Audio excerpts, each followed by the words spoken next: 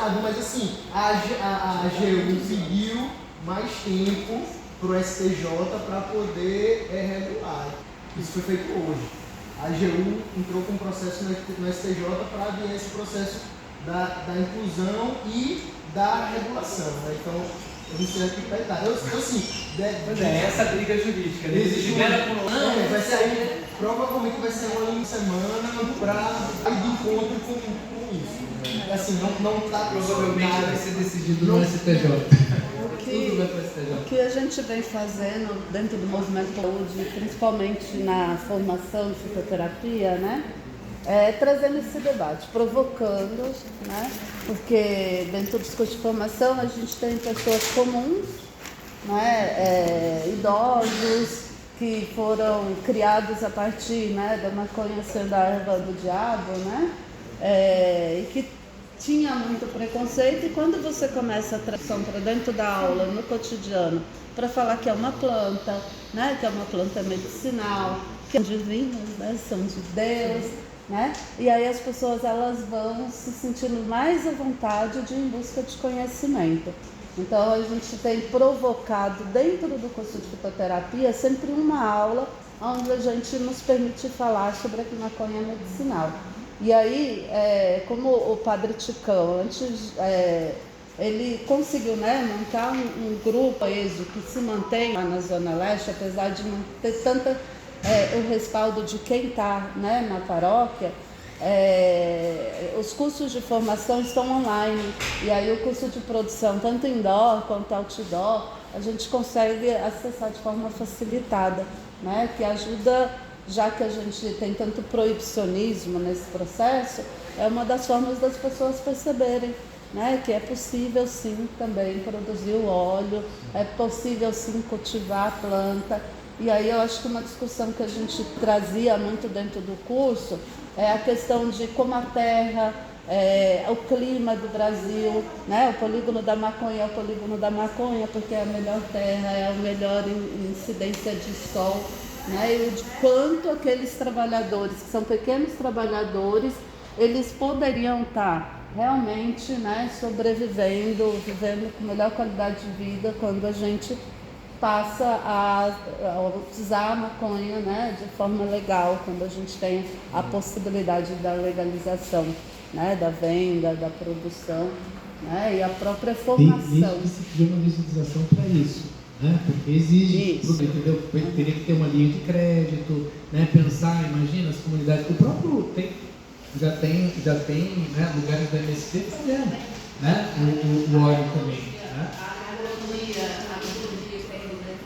tem sim, pois é. Não, mas imagina, isso que é a gente pegar o sertão sergipano, onde, né, se planta palma e cabra, entendeu? E a gente poder estar colocando uma cultura de cannabis. Não precisa, pode até ser pleno, não precisa ter nem, né, princípio ativo, né? Mas seria uma coisa muito interessante por conta do clima. Esse outro entrave na farmácia viva, pela minha observação, como as farmácias que eu visitei e aqui eu encontrei, é que elas estão em lugares públicos, em lugares altamente acessíveis.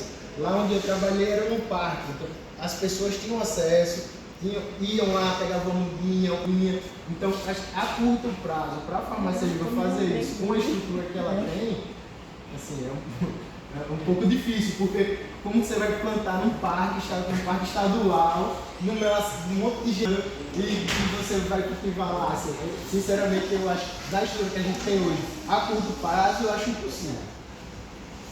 Isso teria que ser regulado. Eu acho que justamente o maior problema que eu ia falar é a questão da segurança da própria planta, né? É isso, as pessoas vão lá e vão falar, pô, maconha eu quero. Foi essa a regulamentação que você colocou da AGU. Foi essa que o AGU pediu um prazo maior. Sobre essa regulamentação que o STJ impôs que a Anvisa se posicionasse. Mas aquela questão das mudanças de planta, a gente fala que é uma boa iniciativa, né? As mudanças de poder ter as mudanças. Sim, então é isso, tratar a maconha como uma planta qualquer, a gente poder plantar em casa, daí o Mox poder estar fazendo, porque aí a partir do momento que todo mundo puder plantar em casa, não vai ter motivo de estar tendo que roubar de outro, né? Porque é isso, a hora que você tem um estado proibicionista e aí você descobre que um lugar está plantando, O olho vai crescer para aquilo ali, porque é isso, é uma planta que tem muito valor agregado. Né? Então, assim, se eu vou lá e pego, né, e de repente vou vender no mercado paralelo, eu posso fazer um dinheiro com isso. Né? E é um dos problemas, Eita, a senhora veio até aqui. Não, minha dúvida é que eu estou coordenando o curso de fitoterapia num advogado foi dar uma palestra lá e uma jovem perguntou a ele, disse assim, doutor, a gente disse que foi liberado para a gente fazer até 6 plantinhas no quintal. Aí eu não entendi, que ele disse bem assim, se você quer sair com o tornozelo aí no seu pé, você planta. Aí eu não entendi. O que ele quis dizer é que é o seguinte, né? Às vezes tem uma decisão lá em cima dizendo uma coisa, mas na prática não é bem assim, né? Sabe o pessoal da associação, né, que pegaram os 5, né, que é um tornozelo, né?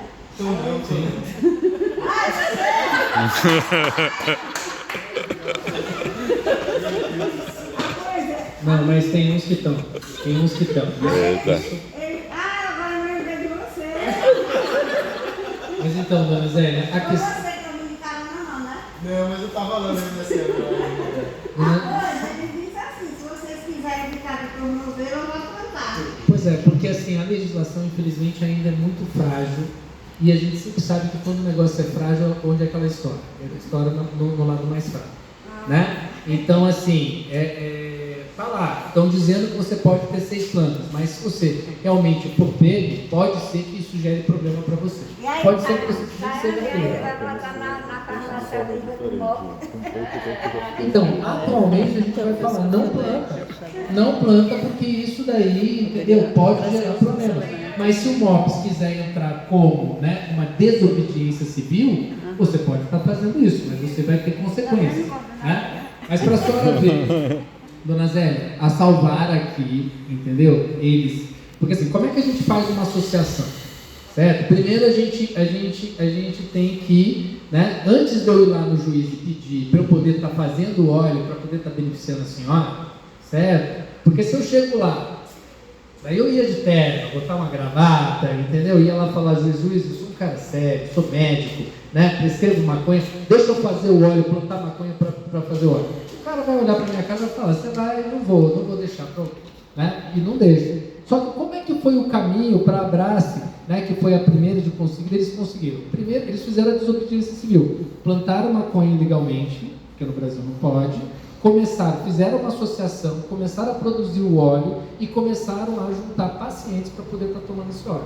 Quando chegou num certo número, o advogado foi lá, levou essa quantidade para o juiz e falou, olha, a gente aqui é Abrace, a gente aqui é Salvar, a gente tem esse, olha aqui, que são nossos pacientes, eles têm aqui o laudo médico, tem uma receita médica para tomar, a gente já está fazendo óleo para os nossos associados e eles já estão se beneficiando. Então, lá na Constituição está dizendo que saúde é um direito de todos. E a hora que a minha saúde depende dessa planta que é proibida, o Estado brasileiro não pode me proibir. E aí a hora que chega e o juiz olha para isso, olha para a quantidade, né, de pessoas, e é criança, é idoso, o negócio, né, ele acaba sendo pressionado a autorizar e dar um salvo-conduto. E a Salvar ficou uns 2 anos na ilegalidade, certo? E depois dessa coisa ela foi para a legalidade. E como o salvo-conduto, eles já estavam plantando, daí lógico que expandiu o plantio deles, entendeu? Porque vai chegando mais sócios, tá certo? E aí, a hora que pega uma denúncia qualquer, uma denúncia antes de se investigar, vão lá e prende todo mundo, certo? Ainda bem que ele não me enganou, eu fui perguntar ele assim, onde é o plantio de vocês? Ele disse, a senhora está querendo saber demais. Não, posso dizer para a senhora, em Salgado. Em Salgado, isso daí não é. Até a polícia sabe disso. Até a polícia sabe disso, entendeu? Então assim, né? O senhor é da Salvar, né? Agora que eu me Deus quebra-cabeça. Ele estava lá, você Não não. me lembra dele, não. Foi o último. Não é que eu seja diretamente de lá, entendeu? Mas é isso. Né? Eu já usei os produtos dele muito mais, entendeu? Ainda uso, mas também tem muita gente que eu prescrevo. E me diz uma coisa, por que eu vou prescrever um produto gringo, né, importado? Por que eu vou prescrever de uma associação lá de João Pessoa, né? Se eu posso prescrever daqui que a gente vai estar pegando esse dinheiro, entendeu? E dando aqui para a própria economia de Sergipe. Certo? E eu vou dizer, a senhora do Mops, a senhora conhece planta.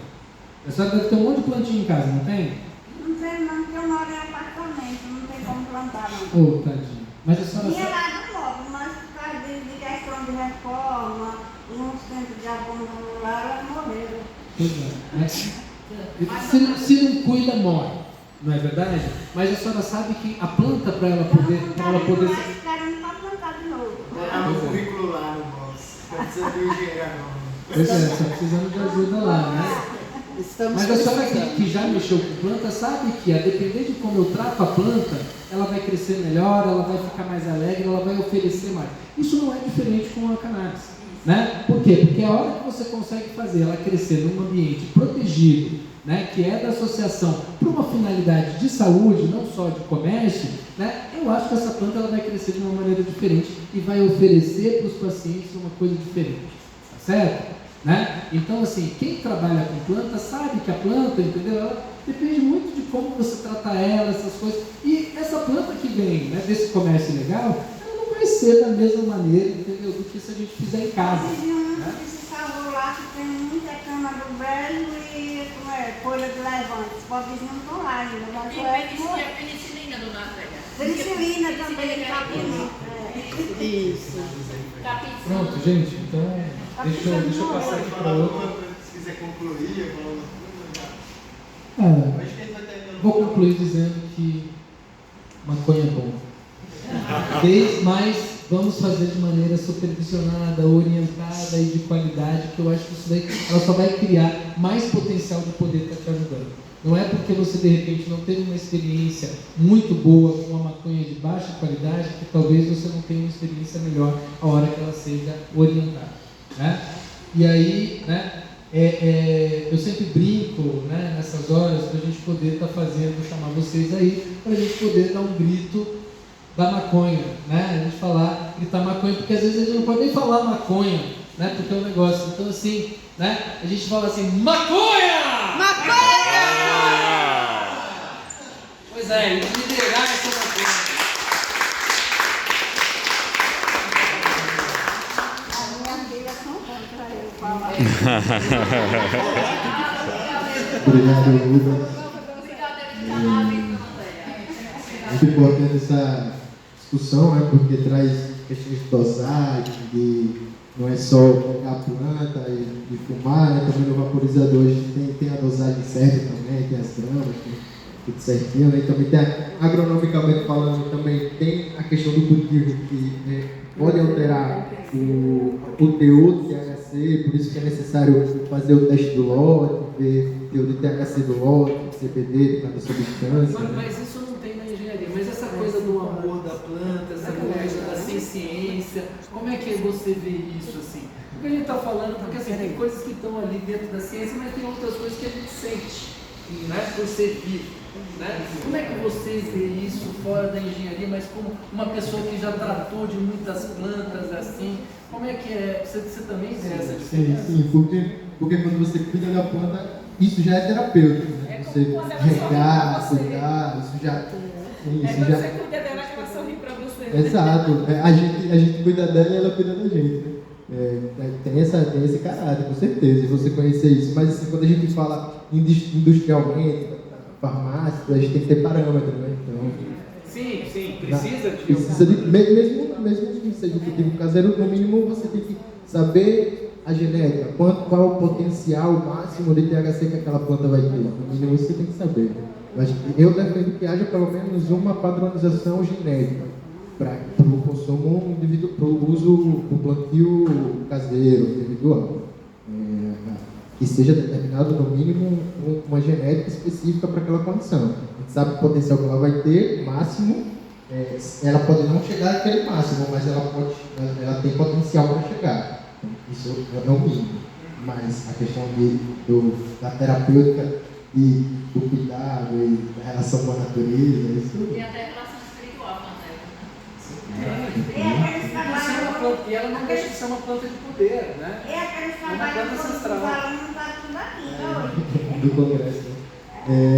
Agradecer de novo. Eu agradeço aí, vou pedir licença para vocês, gente, que eu tenho um compromisso às 5 e vou ter que sair daqui, né? Então, assim, agradeço a atenção de vocês.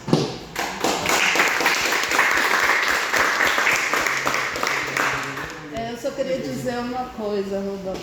É importante para a gente que dá aula para os estudantes de medicina saber que a gente tem pessoas como você, como Priscila e outros médicos, né, que saem dessa lógica e buscam uma outra lógica de cuidado, né, e a gente se sente confortável em falar que vocês são exemplos, né, para a gente dentro da sala mostrando para os alunos que é possível fazer medicina de outra forma. Né? Meu muito obrigada.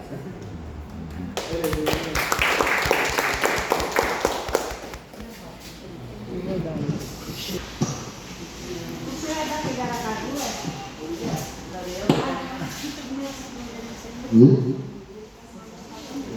Agora convidar a Priscila, professor de medicina,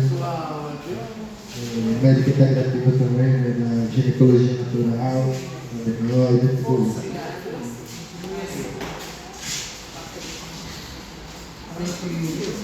A gente se ajeitar aí. Boa tarde, gente. Boa tarde. Aqui para vocês e agradecer o convite, né? Acho que vamos sentar. Para me sentir mais em roda aqui. Pouco levando, mas assim, o bom é meu professor, né?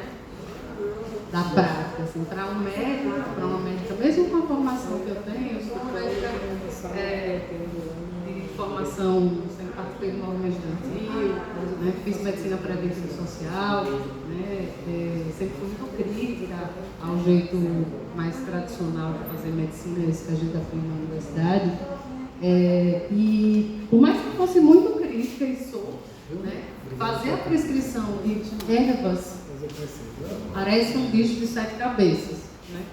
A gente vai criando, quase fetichizando a prescrição de algo que a gente muitas vezes aprendeu com os nossos avós, né? A gente só vai negando, aprendendo a negar e a diminuir o valor desses ensinamentos, né? Então, minha experiência com a prescrição de cannabis, ela é recente, né?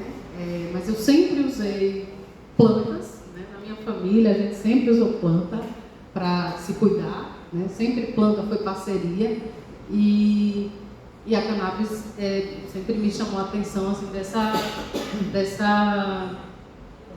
novela, né? Dessa cena que foi feita em torno dela, e eu entendo que os investimentos de produções científicas, né? De movimentos sociais, porque às vezes a gente fica também muito focado no que é a produção científica e esquece o quão importante que é a movimentação social, o que é a importância das mães se organizando para conquistar direito de cuidado, né? Direito de acesso à vida, ao cuidado de uma vida mais protegida, né? Então, eu preparei um texto, assim, para ler, nem é do meu feitio. Mas eu não queria fazer isso, não. Eu queria começar assim, gente. Para mim, eu tenho pouca experiência em fóruns canábicos, né? Para mim, foi uma ousadia aceitar esses. Meu Deus do céu, o que é que eu tenho para falar? Né? Num público que normalmente, quando eu vou para debate sobre cannabis, as pessoas são muito sabidas. Muito sabidas. Então, eu queria começar perguntando se vocês têm. O que é que vocês querem saber? O que é que vocês acham que eu posso ajudar aí sobre cannabis? O que é que vocês... Eu sou médica, como eu falei, sanitarista, trabalho com saúde coletiva e trabalho na clínica, eu trabalho com saúde das mulheres. O que é que vocês querem saber? Para poder me organizar aqui e enviar por algum lugar. Assim, professora, quando a gente pensou no seu nome, a gente pensou assim, como que a gente pode democratizar também o acesso a uma prescrição, como que a gente pode levar a terapia além da classe média, né? que é o que está colocado hoje, que a grande população pobre nem sabe que pode usar cannabis, ainda acha que é proibido. Se for falar minha mãe não, porque já sabe, assim, as amigas da minha mãe, por exemplo, acham que é impossível, não dá para usar, né? Assim, ainda é muito inacessível. E quando a gente pensou esses nomes assim, para essa mesa de saúde, é como que a gente pode tornar a terapia acessível, como isso pode chegar a mais pessoas, ou pelo menos o diálogo, pelo menos a pessoa saber que pode ter acesso. Eu acho que como prática, foi isso, né? Assim, eu penso como saber popular e prática integrativa no SUS, né? Através da educação popular, ter esse acesso e não tornar uma coisa canalizada e tornar como um saber que é popular dessas plantas que são medicinais, ter uma história, uma ancestralidade de conhecimento de saúde e se tornar essa prática também nas outras práticas integrativas no sistema único de saúde. Eu penso que tem o caminho andado, a legislação tem andado, está.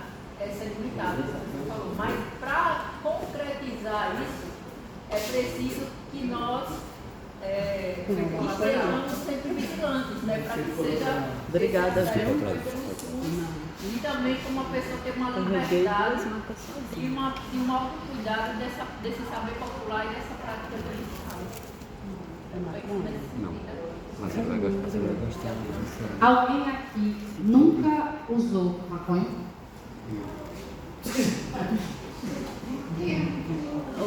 Falando sério? Nunca? Por quê? Tá. Boa tarde a todos. Eu sou Cleiton. Minha mãe me chama assim, de rua. Eu fumo maconha aos 29 anos. Ah, tá. Por quê? Eu tenho uma base da cultura hip hop. Então, nessa minha base, eu vi todos os meus irmãos sofrer por violências policiais. Então, até então, nunca usei. Fui casado 12 anos com uma PM do estado e até então tenho usado. Tá? E aí, a cultura do hip hop disse: não é isso, né? Não é isso. E passei a usar.